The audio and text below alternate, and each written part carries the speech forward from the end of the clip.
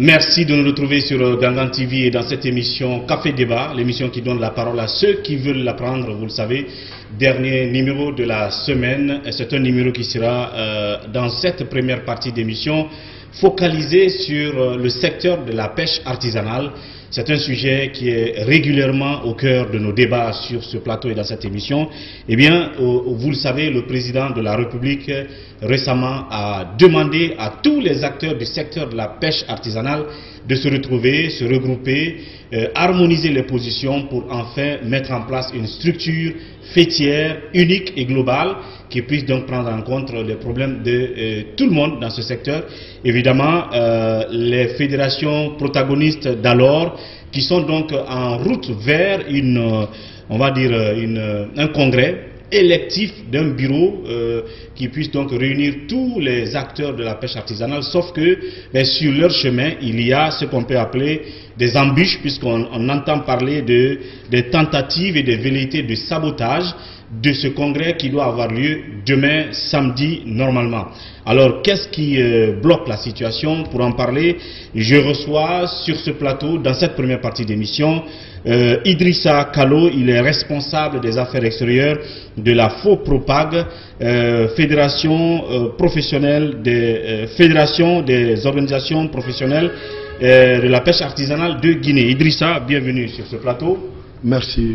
Alors, tu es un habitué de cette émission. Je rappelle, on va donc parler des problèmes qu'il y a encore dans cette affaire de fédération de la pêche artisanale. Mais je rappelle aussi que dans la deuxième partie de cette émission, je recevrai tout à l'heure Kandia Souri qui va donc avec nous parler des temps forts justement de la reconstitution du kidnapping et l'assassinat de l'âge Doura. Vous le savez, ce vieil homme d'affaires qui a été donc enlevé il y a près de 5 ans maintenant, dont le corps a été retrouvé dans les environs de Fourekaria. Évidemment, nous reviendrons sur les temps forts de cette reconstitution. Mais aussi, nous parlerons de transport public. Vous l'avez sans doute constaté, les 50 bus, ou presque la majorité des 50 bus de la Turquie sont dans la circulation. On ne sait pas pour quelle raison. Est-ce finalement pour transporter les citoyens, les usagers qui en ont besoin, ou est-ce que ces bus ont été sortis uniquement pour la semaine de l'étudiant? Apprend-on là-dessus. J'en parlerai aussi tout à l'heure avec Souri Kandia qui sera dans la deuxième partie de Café Débat. Alors, face à vous, Idrissa, on revient sur le secteur de la pêche artisanale. J'ai rappelé tout à l'heure que la dernière fois que le président de la République avait rencontré les acteurs de la pêche artisanale à Sékou Touré à l'époque, il avait demandé à ce que le ministre secrétaire général de la présidence, Kridi Bangoura et d'autres trouvent une solution durable à cette affaire. Et je pense que à l'origine de tout ça, il y a votre fédération, la FOPROPAG, et il y a la fédération du vieux Fanioa, je ne sais pas comment ça s'appelle, la FENAPAG, qui se disputaient les prérogatives, les responsabilités donc, de la gestion des débarcadères en Guinée. Aujourd'hui, on a appris que vous aviez, en tout cas votre fédération et celle du vieux Fanioa, vous aviez harmonisé vos positions. Vous êtes en train d'aller vers une sorte de congrès qui va se solder par la mise en place d'un bureau unique. Est-ce que ça c'est vrai? La démarche là a commencé quand et comment vous avez fait pour vous entendre avec le camp du vieux Fanioa? C'est ce que je veux savoir d'abord. Merci M. Gallo. Effectivement, il y a eu beaucoup de tentatives de réconciliation entre les différentes fédérations, mais ça n'a pas pu marcher. À Sékou Touré, c'est le ministre secrétaire général à la présidence Kridi Bangoura, le ministère de la pêche, la primature, ces choses qui n'avaient pas marché pour réconcilier les deux fédérations, pour mettre en place une seule fédération. Donc, c'est les différentes chefs de débarcadères maintenant qui ont vu tout ça. Ils se sont dit, c'est nous qui sommes les responsables de ces pêcheurs. Nous sommes les responsables de ces débarcadères. S'il y a conflit entre ces pêcheurs, entre ces acteurs, nous devons intervenir. Donc ils ont fait des rencontres ils sont approchés à ces différentes organisations pour les parler, pour qu'ils acceptent de venir sur la table, de revenir sur la table, parce qu'il y avait eu des négociations, de revenir sur la table. Donc, compte tenu de l'influence de ces différents chefs des débarcadères, ils ont mis en place une commission d'organisation, une commission de suivi pour que ça puisse marcher dans les meilleures conditions. Le président de cette commission était le chef de port de Kaporo. Donc, ils ont retenu le 4, le 5 pour une journée de la pêche artisanale, une journée de réconciliation entre les acteurs de la pêche artisanale. C'est-à-dire le 4 mai. Le 4 mai et le 5 mai. 5 mai. Donc ça a commencé le vendredi. Donc jeudi, vendredi passé. Non, oui, vendredi passé. Vendredi, samedi. Donc samedi. le vendredi passé, le 4, les pêcheurs se sont retrouvés à la maison des jeunes de Kaporo pour parler sous la présidence du doyen Fanyawa. D'accord. Donc le doyen Fanyawa était présent. Était présent, mais c'était sous sa présidence encore. L'organisation était sous sa présidence. En tant que doyen... Une rencontre de réconciliation, de rapprochement, ainsi de suite. Malgré que nous ne sommes pas de même bord, mais l'organisation était sous sa présidence. Bien. Parce que en tant que doyen, et d'autres doyens qui étaient là, il y avait l'âge Modé, il y avait le Kabanako, la mini Kabanako Kamara. Tous ceux-ci-là sont des doyens de la pêche artisanale. Donc, sous leur présidence, sous leur contrôle, les pêcheurs, chacun a cherché à demander pardon à l'autre pour qu'on s'accepte. Donc, c'est ce qui a été fait ce jour-là, le premier jour. Le deuxième jour, le samedi maintenant, le département était invité pour montrer au département que les pêcheurs maintenant se sont compris. Le département des pêches et de l'économie maritime. Donc c'était le secrétaire général qui a conduit la délégation avec le conseil juridique du département, avec certains directeurs. Ils étaient là présents. Les différentes préfectures se sont engagées. Ils ont fait des procès verbaux signés par les représentants de ces différentes préfectures. Boké, Bofa, Koya, Dubreka et Forcaria, plus les représentants des différentes communes, des 5 communes de Conakry. Ceux-ci est présent. Donc tous ces personnes-là étaient présents à la rencontre. Toutes ces personnes-là se sont engagées sur un PV, ils sont signés. Ils ont dit maintenant que nous acceptons pour partir mettre en place un bureau unique de pêcheurs, fédération. Donc on a donné une date maintenant au département qui va encore venir superviser cette élection qui va se tenir demain au port de pêche de Bonfi. Bien. Alors moi, ce que je voudrais savoir, c'est que vous nous avez fait comprendre que le doyen Fanyawa, qui était très opposé à votre fédération à un moment, qui se tapait la poitrine comme étant le véritable représentant de la pêche artisanale en Guinée, il a décidé finalement d'être avec vous. Et à cette rencontre-là, il aurait dit que il met le passé derrière lui et que désormais il suivra ce que la majorité décidera comme le destin de la pêche artisanale, comme le devenir de votre secteur d'activité. On va essayer un peu de l'écouter puisqu'il s'est exprimé à l'occasion de cette rencontre en langue nationale Soussou. Puis derrière, on reviendra pour continuer cette émission.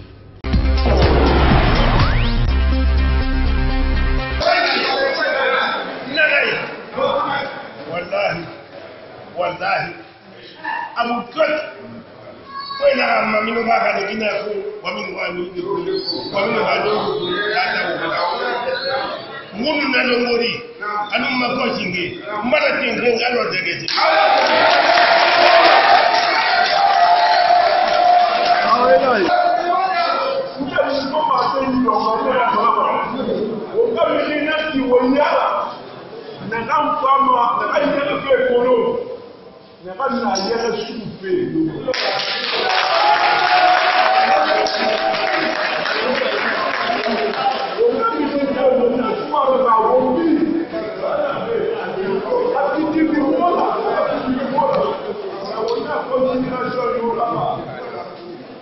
fédération, on a fait au milieu choisi, on a fait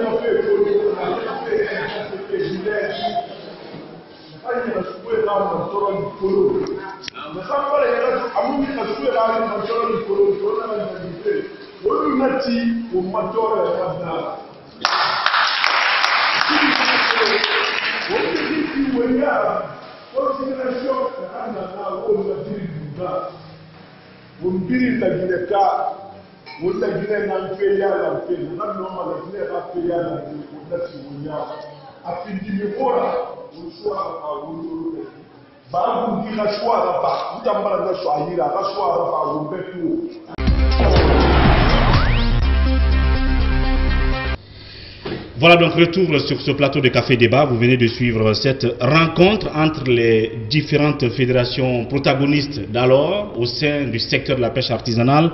On voit clairement le doyen Fagnoa. Moi j'ai toujours entendu parler de lui de toutes les façons. À l'occasion de différents incidents qu'il y a eu dans le secteur de la pêche artisanale. J'ai entendu le président Alpha Condé parler de lui, mais c'est vrai que personnellement je ne l'avais pas vu. Alors, qu'est-ce qu'il dit dans cet extrait qu'on vient d'entendre? L'extrait qu'on vient d'entendre, le doyen dit clairement que maintenant il décide d'être honnête. C'est ce qu'il dit en résumé. Okay. Il dit désormais qu'il accepte d'être honnête. Okay. Donc, ça veut dire tout. D'être juste, droit, droit. D'être avec les autres, j'imagine. Puisqu'avant, vous étiez toujours opposé. Oh, on n'était pas opposé, mais la vérité, elle était là. Donc, ils avaient laissé la vérité de côté. Mais ce qu'il dit, c'est celui-là, il s'adresse maintenant à la communauté des pêcheurs. Bien. Je voyais la vérité. Mais maintenant, là, je laisse tout ça maintenant. Je vais être honnête maintenant avec vous. Je vais dire maintenant la vérité. Bien. Donc, vous décidez ensemble d'aller vers cette rencontre élective des responsables du bureau exécutif de la fédération.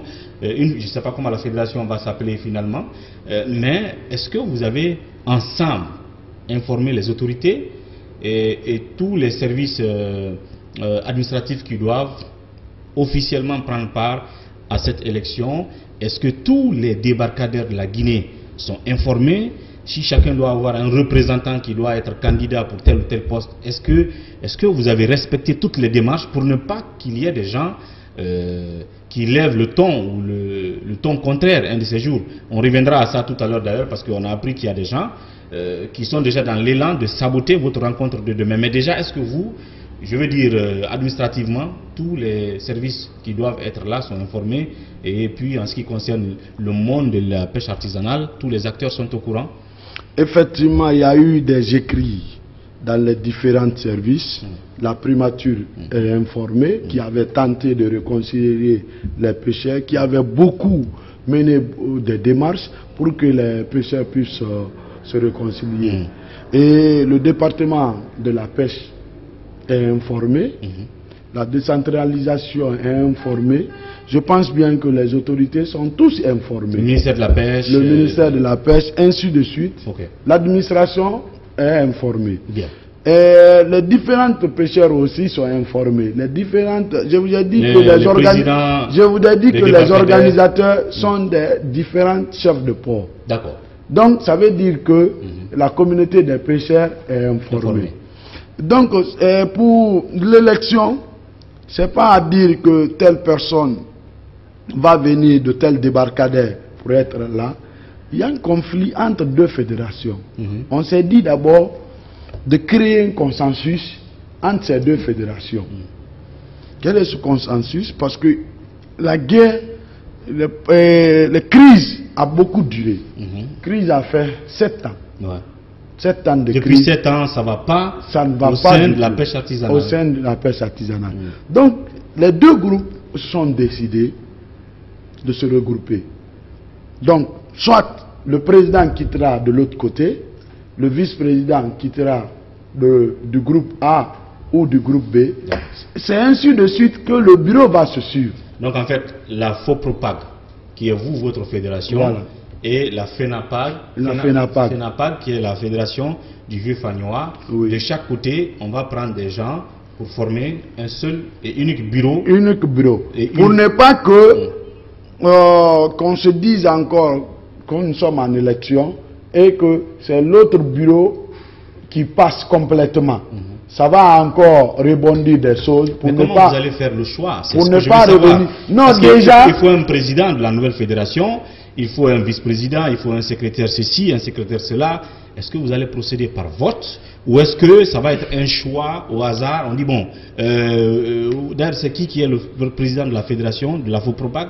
FOPROPAG c'est Elhadji Isiaga Daffé. Alors, et la FENAPAG c'est l'âge... Yarouba, je ne sais pas s'il est à l'âge, le vieux Fagnois. Il s'appelle l'âge Yarouba. Non, mais leur président, lui il est coordinateur, mais leur président c'est Yarouba Sissi. Alors, donc est-ce qu'on va dire au hasard, oui, M. Daffé devient le président de la nouvelle et unique fédération? On choisit, comment vous allez faire pour choisir les gens?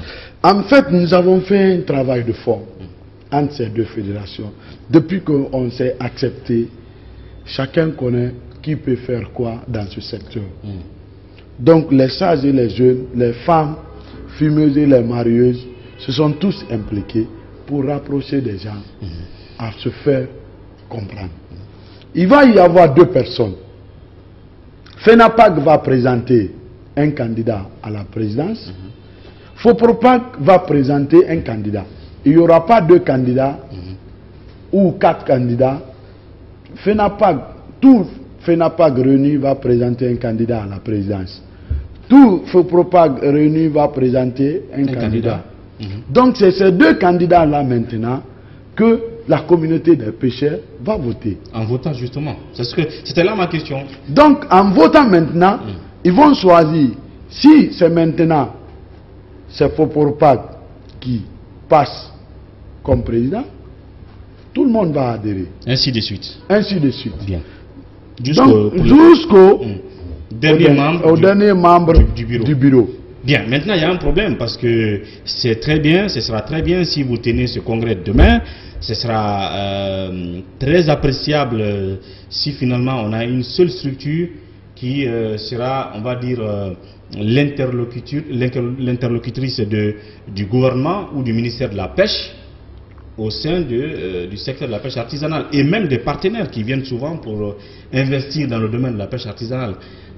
Et j'imagine que le président sera très content parce qu'il sera débarrassé d'un grand problème qu'il a eu depuis qu'il est arrivé au pouvoir. Mais j'apprends qu'il y a de l'autre côté des gens qui n'ont pas, je veux dire, la même démarche que vous, qui pensent que la rencontre de demain ne répond pas à la démarche qu'il faut. D'ailleurs, ils pensent que c'est pas vrai, il n'y a aucune union. Et vous pensez que c'est une tentative de sabotage de votre rencontre de demain? Pour revenir à ça, je vais noter quelque chose, parce qu'on a parlé de l'élection tout de suite des bureaux, comment ça va se passer. Si ces deux candidats sont là, FOPROPAG et FENAPAG, FOPROPAG par exemple passe ou FENAPAG passe, mais directement le vice-président viendra de l'autre structure, forcément. Donc, ils vont arriver maintenant au secrétaire général, ils vont voir si ce FOPROPAG passe, directement le trésorier viendra de l'autre groupe. D'accord. Donc ça sera équilibré. D'accord. Donc tous les deux groupes seront représentés à des postes clés des différentes dans le bureau. Donc pour revenir à ce qu'ils sont en train de parler, c'est une seule personne qui veut mélanger tout le monde. Une seule personne qui est en train de dire que ça ne va pas, que vous n'êtes pas représentatif. D'ailleurs, on apprend que vous aviez reçu Cellou Dalein Diallo lors de cette rencontre. Certains pensaient déjà que c'était une manière de se mettre du côté de l'UFDG ou sinon de Cellou Dalein Diallo. Est-ce que c'est comme ça que ça s'est passé? Effectivement, le vendredi, Cellou Dalein a fait 2 minutes, quelque chose de 2 minutes avec les pêcheurs. Il était de passage. Lors de votre rencontre du vendredi passé? Notre rencontre du vendredi passé. Parce qu'il a pris à la grande mosquée de Kaporo.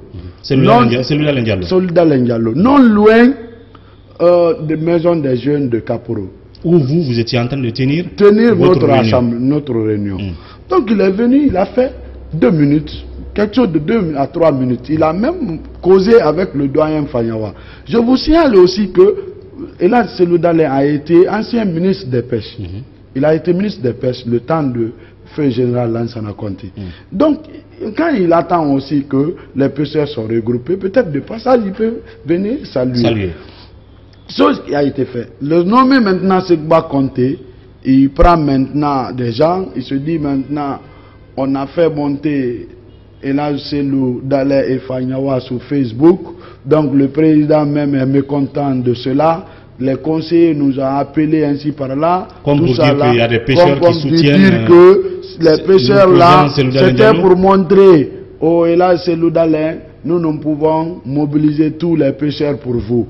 Donc il a commencé à manipuler les gens dans ce thé-là. Donc, chose que le ministre s'est impliqué fortement, le ministre a compris réellement que ce qu'il est en train de dire, c'est faux. C'est qui Sekouba Konté? Sekouba Conté, c'est quelqu'un qui se dit vice-président de l'Union nationale des pêcheurs artisans de Guinée. C'est lui qui a manigancé tout le problème au sein de la pêche artisanale avec Moussa Condé, Tatavieux. Donc c'était un ami de Moussa Condé Tatavieux. Donc dès que Moussa Condé Tatavieux est venu à la tête du département de la pêche, c'est eux qui ont créé toute cette division. Bien. Cette division. Donc vous pensez que c'est ce Sekouba Conté qui est en train de manigancer... qui est en train de manigancer, qui est en train de distribuer l'argent à certaines presses pour décrédibiliser le congrès qui doit se tenir demain au port de pêche artisanal de Bonfi. Bien. Mais si l'essentiel est que si tous les acteurs du secteur sont regroupés là-bas demain, une seule personne ne peut quand même pas saboter. Et il ne pourra pas. Pourvu que tout le monde soit réuni demain, pourvu que tout le monde se sente dans votre démarche, pourvu qu'il n'y ait pas de voix dissonante. Et vous, vous dites que tout le monde est dans la démarche, tout le monde est d'accord pour cette union et pour que vous mettiez en place demain une fédération unique et un seul ensemble. Donc, nous allons montrer au pouvoir demain, au gouvernement demain, que les pêcheurs se sont unis. Bien. Nous allons le montrer. Vous allez voir sur le terrain demain que les pêcheurs maintenant conjuguent même verbe. Bien. En tout cas, on verra ça, on essaiera de suivre ça de près et voir si finalement les guerres intestines au sein de la fédération ou au sein du monde de la pêche artisanale sera résolues demain, on verra bien. Mais pour terminer, une question en substance, ce que je voulais savoir, la pêche artisanale aujourd'hui cohabite avec la pêche industrielle. La question c'est comment est-ce que la pêche artisanale vit à côté de cette pêche industrielle? Est-ce que ça se passe très bien? Est-ce que la pêche artisanale arrive à bien servir le marché guinéen en poissons de bonne qualité, ou est-ce que ceux que vous aussi vous pêchez, on les transporte plutôt dans le cadre de la pêche industrielle pour l'amener hors de notre pays, en dehors de notre pays? 60%, 80% de consommation locale, c'est la pêche artisanale qui fournit. Mais au jour d'aujourd'hui, certaines personnes de pêche industrielle qui avaient des sociétés de pêche industrielle, comme ils se basent aujourd'hui, ils n'ont plus de bateaux de pêche, ils sont en train de rallier à petit feu la pêche artisanale. Qu'est-ce qu'ils sont en train de faire aujourd'hui? En achetant des embarcations? En achetant des embarcations, en construisant des embarcations de pêche, en collaborant avec des Chinois et des Coréens pour ne faire que exporter nos produits vers l'Asie.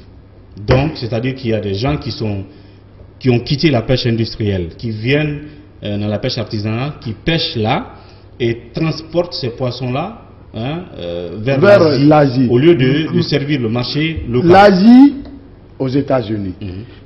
C'est pour cela que nous, en tant qu'acteurs de la pêche artisanale, nous insistons toujours à réglementer ce secteur. Si, par exemple, si on arrive à mettre en place ce bureau, une fédération unique, nous allons nous battre pour réglementer ce secteur. Les gens ne vont plus venir maintenant faire de la pagaille. Parce que Il y a même les sardinelles qui sont pêchées chez nous aujourd'hui sont exportées. On ne fait qu'exporter. Par les industriels. Par des industriels de la pêche. Tous ces espèces-là, on ne fait que les exporter. Mais en tant qu'acteur, si ce secteur-là est organisé, nous allons mettre fin à tout cela. Bien. Et quels sont les acteurs de cette démarche en normal? Si la pêche industrielle a là où elle doit pêcher et les types de poissons qu'elle doit pêcher et qui sont destinés à l'exportation, la pêche artisanale est censée pêcher tel type de poisson, telle qualité, à telle période et doit servir le marché local. Quels sont ceux qui enfreignent à ce principe, c'est-à-dire ceux qui violent cette loi-là, qui quittent la pêche industrielle, qui viennent chercher des embarcations dans la pêche artisanale, ils pêchent là et puis ils transportent les produits de cette pêche artisanale vers la pêche industrielle à l'exportation. Quels sont ceux-là qui font ça, ces acteurs? Est-ce que ce sont seulement les Chinois ou est-ce qu'ils sont avec des opérateurs guinéens? Qui sont-ils? En fait, il n'y a pas deux armateurs en Guinée. Quand je parle armateur, je parle des propriétaires de ces bateaux. Il n'y a pas deux personnes qui ont leur propre bateau de pêche. Tous ces armateurs que vous voyez, ce sont tous des consignateurs. Ils ont derrière eux des Chinois et des Coréens. D'accord. Donc l'embarcation appartient aux Coréens ou aux Chinois. Il est simple interface entre l'État guinéen et ce Coréen-là. Donc il se dit, propriété c'est pour moi, mais société au fond, société appartient aux Coréens et aux Chinois. Donc pour lutter cela, il faut être organisé. Bien. Il faut être organisé. Donc c'est des trucs là qui se font chez nous. Bien. En tout cas, on reviendra là-dessus parce qu'il faut aller dans les détails. Je pense qu'il faut savoir qui est véritablement derrière ce genre de pratiques. C'est important parce que, comme on le sent, le marché guinéen quand même est très mal servi en poisson de qualité. C'est important. Et surtout, voyez-vous, le mois de Ramadan qui arrive là, on va ressentir encore de véritables problèmes en termes de quantité de poissons, mais aussi de qualité de poissons. On reviendra sur la cohabitation entre la pêche industrielle et la pêche artisanale, les problèmes qui existent justement dans cette cohabitation. On en parlera en attendant que vous ne procédiez à la mise en place de cette fédération unique des pêcheurs artisanaux qui doit avoir lieu demain si toutefois ça se passe très bien et dans les meilleures conditions. Merci en tout cas Kalo d'être passé à très bientôt. Merci. Merci beaucoup. Merci monsieur Yann. Comme annoncé, tout de suite dans la deuxième partie, je reçois le reporter de Gangan TV et il s'agit de Kandia Bangoura. On va parler d'abord de la reconstitution du kidnapping et de l'assassinat de l'âge Doura et puis les 50 bus de la Turquie dans la circulation. Pour quelle raison? On en viendra.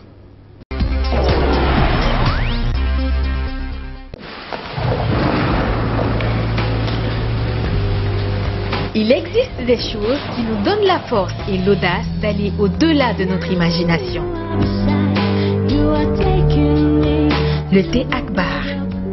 Le thé Akbar est fabriqué en utilisant uniquement les feuilles soigneusement sélectionnées en provenance de Ceylon. La qualité du thé Akbar a été évaluée selon les normes les plus strictes par des experts en dégustation qui se sont appuyés sur près d'un siècle d'expertise dans ce domaine.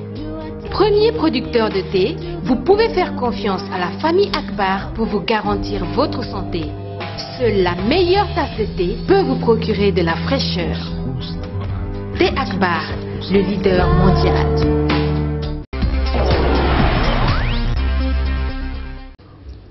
Merci de nous retrouver dans cette deuxième partie de Café Débat.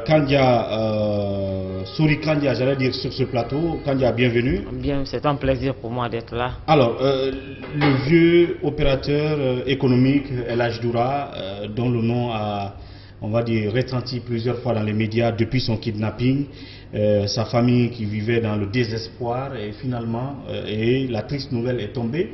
C'est qu'on a retrouvé finalement un corps. Il s'agissait effectivement du corps de ce vieil homme de 80 ou je ne sais pas plus de 80, en tout cas, qui était aussi malade. Finalement, vous étiez sur le terrain hier avec les forces de l'ordre, la gendarmerie, pour la reconstitution et avec ses ravisseurs, notamment avec vous, de bout en bout jusqu'à Fourikaria. Les temps forts, comment ça s'est passé en réalité? Bon, c'était pratiquement digne d'un film hollywoodien, parce que tout ce qu'on a vu du côté de Amdalaï jusqu'à Maferaya, là où il est décédé. Amdalaï, c'était le domicile? C'était le domicile de l'Hadj Doura. Déjà à 5 h du matin, on s'était donné rendez-vous là parce que avec la gendarmerie, les enquêteurs. Et les enquêteurs, les experts en criminologie, en identité criminelle, tout ce qui en tout cas pouvait entrer en jeu pour élucider réellement les circonstances dans lesquelles l'Hadj Doura a été d'abord kidnappé et enlevé et il a trouvé la mort. Donc l'objectif c'était de reconstituer les faits.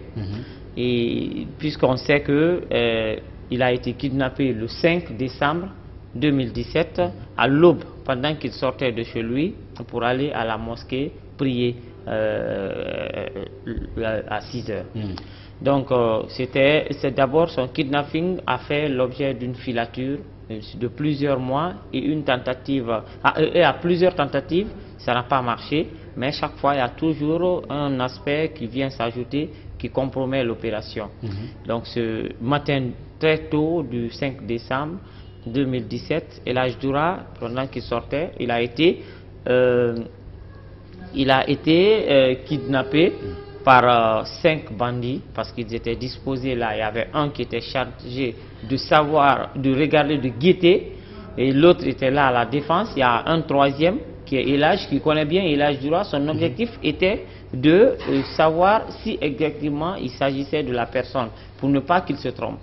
Donc le quatrième, lui, son rôle était de le prendre. Lui d'ailleurs il est d'origine nigérienne, il est nigérien de nationalité, un certain Jaguar, qui était là pour kidnapper, mais c'est à bord d'un véhicule de marque Mazda qu'ils ont kidnappé l'Hadj Doura, qui n'a eu aucune chance de résister parce que c'était en face des 5 gaillards bien battus. Lui, un vieil homme qui est dans les 80 ans, il ne pouvait pas résister, il n'a même pas pu bien crier parce que même la vieille qui a entendu la voix du vieux n'a pas pu distinguer de quoi il s'agissait, parce que tout simplement les bandits ont été très professionnels et on l'a pris de Amdalaï chez lui directement Somphonia.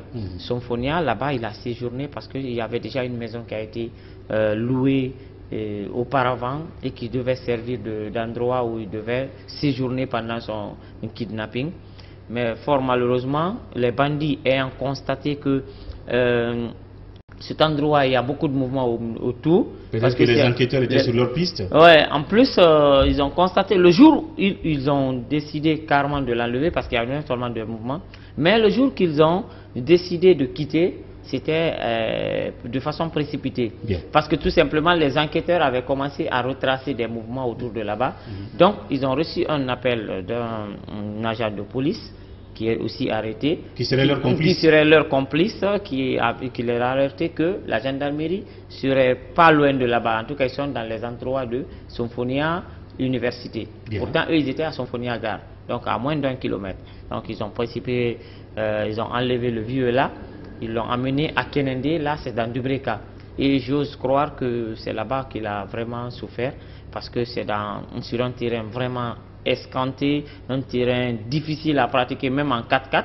Imaginez nous qui étions jeunes, qui sommes jeunes, on a eu hier beaucoup de mal à franchir certains endroits parce que tout simplement c'est difficile d'accès, même si c'est loti. De Somphonia, ils ont trimballé le vieux l'Hadj Doura de ce côté à Dubreka. Ils l'ont amené à Dubreka à Kenendé. Ils ont pris une maison duplex où ils ont pris le niveau supérieur en location en raison de 500 000 francs les 10 jours. Donc c'est là aussi il y a eu d'autres complices qui ont facilité la tâche sans que le propriétaire de la maison ne sache, parce qu'il n'est pas fréquent là-bas, mais le chef de chantier aussi n'était pas là, mais ils ont confié à un jeune qui s'est livré à ce genre d'attitude. Et puisque la maison était en chantier et que ceci devait quitter, ils l'ont amené dans une ferme. Ils l'ont pris, on l'a amené dans une ferme. Ça, c'était leur troisième position. Mais là, c'était toujours dans Kenendé, mais en allant vers Kindiadi, c'est-à-dire qu'il n'est pas loin de Sodefa. Et c'est là-bas il a séjourné aussi pendant 2 jours. 2 jours où, pendant que le jeune cherchait d'autres endroits, parce que l'endroit n'était pas approprié, parce que c'était une ferme.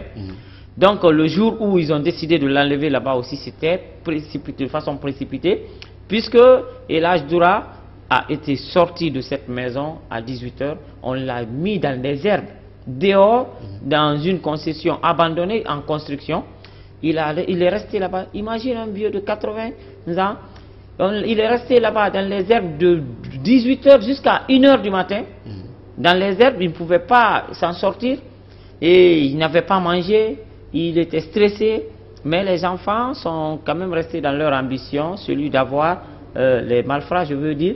De l'argent. Pendant ce temps, ils ont demandé à ceux une caution. Une caution. Pendant ce temps, les parents cherchaient, non seulement la police faisait son travail, la gendarmerie, et ses parents cherchaient à mobiliser les fonds pour payer leur rançon. Et c'est en ce moment, à 1 h du matin, ils l'ont pris là pour l'amener dans la zone de Forcaria. Là-bas, c'est à Makene, je crois, quelque chose comme ça. Le premier quartier après avoir franchi Forcaria. Là-bas, ils se sont adressés à un certain Omar qui est le chef de secteur là. Et tenez-vous bien, ce jeune homme est un ancien militaire qui a été radié. C'est un militaire qui était en service à Gawal, Koundara. Ils l'ont radié là. Et le chef de secteur de Forcaria, du premier quartier de Forcaria, je crois que c'est Makene. Où ils ont amené ils ont amené le jeune. Et ce jeune, pendant tout ce temps, de 2010 à maintenant, il est en train de construire une belle maison à travers ses actes de banditisme, le grand banditisme, le crime organisé. Donc il avait une bonne maison là-bas, mais qui était au bord de la route. Donc El Hadj Doura a séjourné là-bas pendant 1 jour, en attendant de trouver un lieu mieux approprié pour ne pas que les gens découvrent là où il se trouve. Donc c'est en ce moment qu'ils l'ont pris, ils l'ont amené dans une case, loin de la route, loin de tout bruit, et dans une maison abandonnée. Et puis, ce que je n'ai pas encore noté, c'est que partout où il est passé, il n'a jamais passé une nuit sur le lit. Il était toujours sur une natte ou sur la terre tout simplement, abandonné là. Et qu'est-ce qu'il mangeait? Il ne mangeait que du fonio, des boîtes de conserve, et il buvait du jus, sans que les ravisseurs ne tiennent compte de son état de santé. Pourquoi? Parce qu'il était diabétique. Et pendant tout, je veux dire, en plus de tout ça, ils ont quand même eu une partie de l'argent qu'ils ont demandé. On parle de 100 000 $ qu'ils auraient demandé et que la famille a effectivement livré à ses ravisseurs. Oui, voilà, c'est ce qui a un peu compliqué leur situation, parce que quand les 100 000 francs ont été versés, les 100 000 dollars ont été versés, celui qui est parti récupérer l'argent, il est parti avec l'argent, il a récupéré lui seul, il a fui les autres, il a trahi ses amis, et cela a provoqué le long séjour encore, ou l'allongement du séjour de El Hadj Doura entre leurs mains. Donc c'est là qu'ils ont peut-être demandé cette fois-ci une deuxième tranche, sachant que l'autre a disparu avec leur argent, sans dire aux parents du vieux que cela s'est passé. Voilà. Bref, il y a eu, vous étiez sur le terrain, comme je l'ai dit hier, de bout en bout, depuis le domicile du vieil homme, de cet opérateur économique, jusque là où il a sans doute rendu l'âme, et jusqu'on va dire là où ils l'ont enterré, puisque le corps a été exhumé, et finalement on a constaté que c'était le corps du vieux.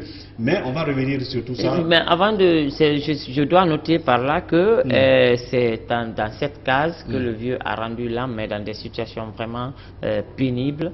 Que les ravisseurs eux-mêmes ont évoqué. On va regarder rapidement ensemble cet élément de reportage qui, on va dire, revient en bref sur la reconstitution qui a été faite hier avec des hommes de médias, la gendarmerie, les enquêteurs, les experts en criminologie, depuis le domicile du vieil homme jusqu'à là où il a été enterré. C'est un élément de reportage signé par Kadiatou Diallo. Derrière, on revient pour terminer. C'est ici que commence la reconstitution des faits sur le kidnapping d'El Hadj Abdourahmane Diallo. Comme vous pouvez le constater, toute l'équipe des enquêteurs, y compris la gendarmerie scientifique, s'est déployée tôt ce jeudi matin à la devanture du domicile de l'opérateur économique. Le cerveau des présumés ravisseurs et les 4 autres éléments ont été transportés sur les lieux avec un dispositif sécuritaire impressionnant. Elhadj Mamadou Diallo a indiqué point par point les manières par lesquelles ils ont pu cette fois-ci réussir l'enlèvement après plusieurs tentatives. Lorsque le vieux est arrivé par là, Zimbabwe il a foncé vers le vieux, il a dit assalamu alaikum. Après partir de là-bas, nous aussi, on est venu à secours, on a aidé, on a fait rentrer les vieux. Après lui, il a déjà regardé, parce qu'il n'y a pas beaucoup de monde là, en ce moment. Est-ce que le vieux a résisté? Est-ce qu'il a crié? Non, il a crié quand même. De là, le périple d'Elhadj Doura s'annonce très long et difficile. Ici, nous sommes à Sonfonia. Cette maison a été louée au moment de la filature et devait servir de lieu de détention du vieux de 80 ans, puisqu'elle semblait être dans un calme en attendant l'obtention de la rançon. C'est dans cette chambre que le vieux a séjourné pendant 6 jours avant d'être exfiltré vers Kenenden dans la commune de Dubrika. Une fois à Kenenden, le vieux octogénaire va séjourner sur 3 endroits différents. Première étape, Elhadj Doura est transféré nuitamment à travers cette colline. En ce moment, selon ses ravisseurs, le vieux étant très fatigué, il fallait donc le transporter au dos. Ici, dans ce duplex, Elhadj Doura est resté 4 jours avant d'être conduit à cette ferme abandonnée. Informé de la venue du propriétaire de cette ferme, ses ravisseurs ont décidé de libérer les lieux. Ainsi, Elhadj Abdourahmane Diallo sera amené derrière cette maison inachevée où il a passé la nuit à la Belle Étoile. Après Kenenden, il se retrouve notamment à Malea dans Mafereya, dans la maison de Oumar Bari, chef secteur de cette localité, ancien militaire radieux de l'armée. C'est ici, dans cette case moderne, qu'Elhadj Doura a trouvé la mort parce que très fatigué et atteint du diabète. J'ai pris quelques temps, comme il ne faisait plus des hoquets, je me suis déplacé, je suis venu envers lui, je l'ai touché, ça trouvait que j'ai touché ici son poitrine, ça trouvait que ça ne respire pas. Après, encore j'ai touché le ventre, ça ne respirait pas. Après sa mort le 19 décembre dernier, ses bourreaux ont décidé de l'enterrer dans ce marigot au milieu de ses arbres. En attendant de déterminer les causes de sa mort, les 5 ravisseurs mis aux arrêts sont dans les mains de la gendarmerie nationale qui compte déférer leur dossier devant un juge d'instruction. Les 5 autres en cavale sont recherchés activement.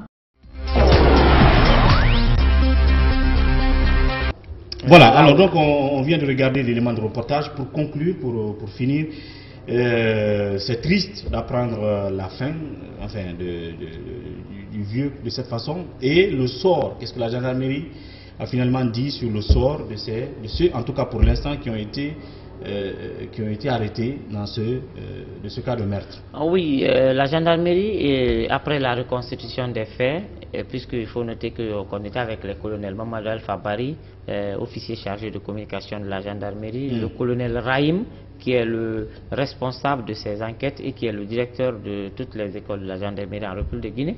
Et il y avait un groupe d'experts qui est composé de jeunes et qui ont abattu un bon travail.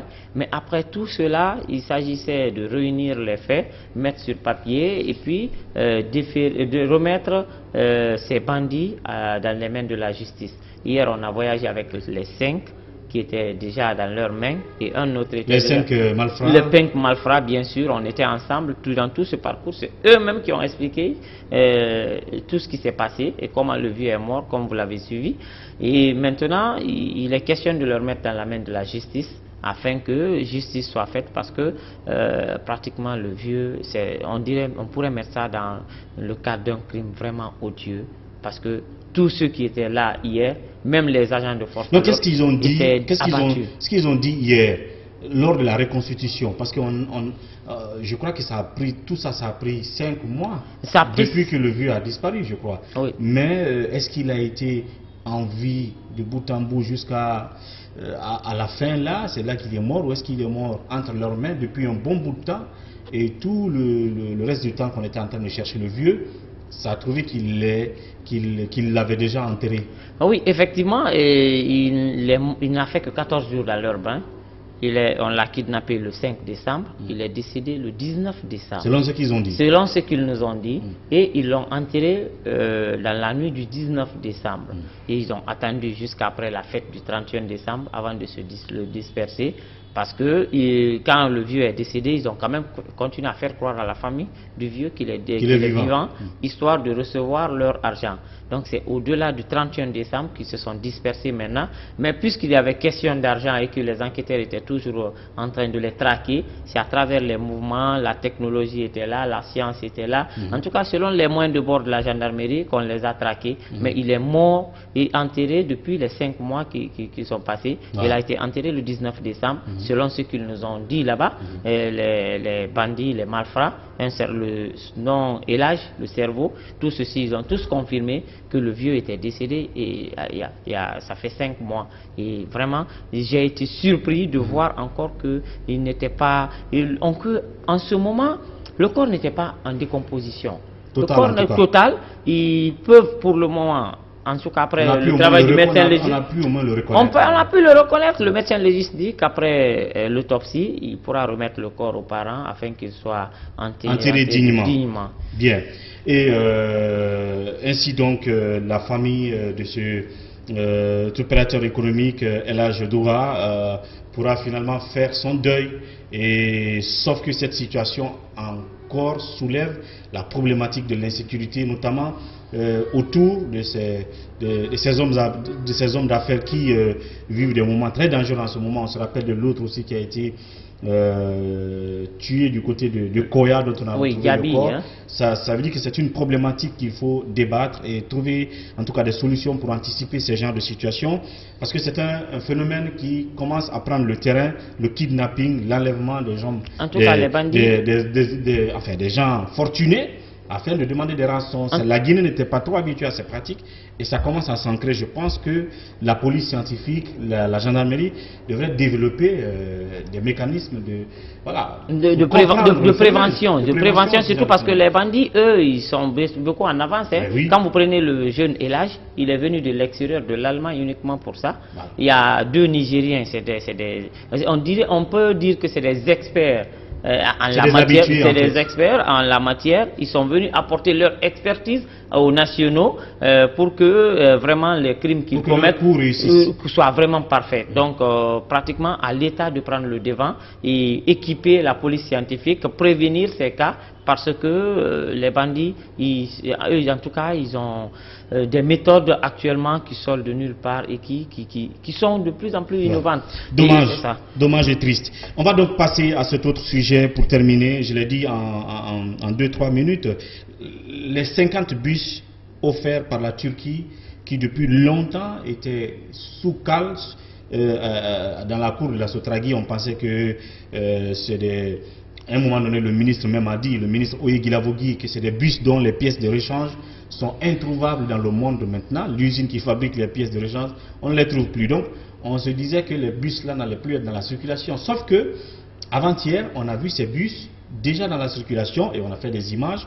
Mais après constat, est-ce que ces bus sont dans la circulation définitivement pour satisfaire l'attente des citoyens, des usagers, ou est-ce que selon ce qu'on apprend, ces bus, on les a mis dans la circulation seulement dans le délai du forum de l'étudiant guinéen qui se passe depuis hier et qui va finir demain le 13?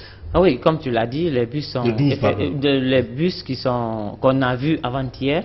D'ailleurs, ces bus prenaient le carburant à la station de la tannerie. Et les bus étaient en train de faire leur plein. On a cru que le Guinéen le Conacrica pourrait être soulagé au moins par rapport à ces problèmes de transport, parce qu'on sait que depuis que ces 50 bus sont venus, comme tu l'as annoncé, le ministre nous avait fait comprendre que ce n'est pas les bons bus. Et nous, on a compris, puisqu'on n'avait pas accès à la cour, on a estimé que ces cours, c'est pas la peine de les utiliser. Mais les bus que moi j'ai vus, les images qu'on a, j'ai eu le temps de monter dedans, regarder, prendre aussi des images, poser des questions. Ces bus en tout cas, ils peuvent soulager le Guinéen pendant un bon moment. Mais fort malheureusement, les bus qu'on a vus avant-hier faisaient le plein uniquement parce que le ministre de l'enseignement supérieur aurait demandé à son homologue de Oye Guilavogui du transport de l'aider à avoir les moyens de transport, dans le but de permettre aux étudiants de rallier le Palais du Peuple au compte dans le cadre du forum de l'étudiant guinéen. Et ça aussi, il y a d'autres révélations que j'ai reçues.